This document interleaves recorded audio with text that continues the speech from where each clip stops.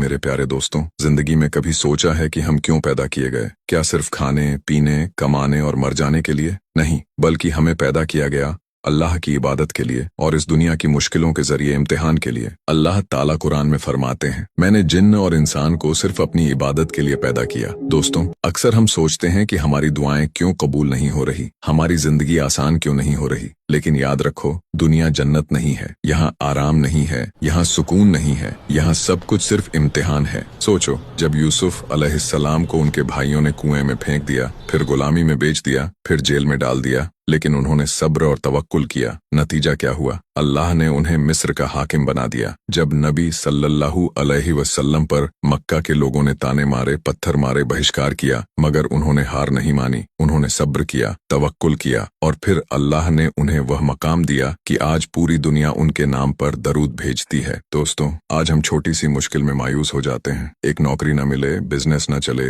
रिश्ता टूट जाए, सेहत खराब हो जाए, तो हम सोचते हैं कि अब सब खत्म। लेकिन याद रखो, सब कुछ खत्म नहीं हुआ होता, बल्कि अल्लाह तुम्हारे लिए कुछ बेहतर लिख रहे होते हैं। कुरान में अल्लाह फरमाते हैं, असान तकरहू शैन वहू खैरुल लकुम, यानी हो सकता है कि तुम्हें कोई चीज नापसंद हो, लेकिन उसमें तुम्हारे लिए भलाई हो। तो दोस्तों, जब हालात तुम्हारे खिलाफ हों, तो ये मत सोचना कि अल्लाह ने तुम्हें छोड़ दिया है, बल्कि समझो कि अल्लाह तुम्हें और मजबूत बना रहे हैं। एक बात याद रखो, मुसीबत इंसान को अल्लाह के करीब कर देती है। जब हम खुश होते हैं तो अक्सर गाफिल हो जाते हैं, लेकिन जब गम आता है तो सजदा लंबा हो जाता है, दुआ में आंसू बहते हैं, दिल टूटा हुआ अल्लाह से लिपट जाता है। और यकीन मानो, अल्लाह टूटे दिल की दुआ कभी ठुकराते नहीं। तो मायूस मत होना। अगर आज तुम्हारे पास दौलत नहीं है, शायद अल्लाह तुम्हें तकवा देना चाहते हैं। अगर आज तुम्हारे पास सेहत नहीं है, शायद अल्लाह तुम्हें सब्र का इनाम देना चाहते हैं। अगर आज लोग तुम्हारे खिलाफ हैं, शायद अल्लाह तुम्हें अपने करीब लाना चाहते हैं। याद रखो, ये दुनिया बस कुछ दिन की है। कब्र का सफर असली सफर है, और कब्र के बाद जो रोशनी मिलेगी वो इसी सब्र और तवक्कुल की वजह से मिलेगी। तो दोस्तों, जिंदगी के हर दर्द को अल्लाह के हवाले कर दो।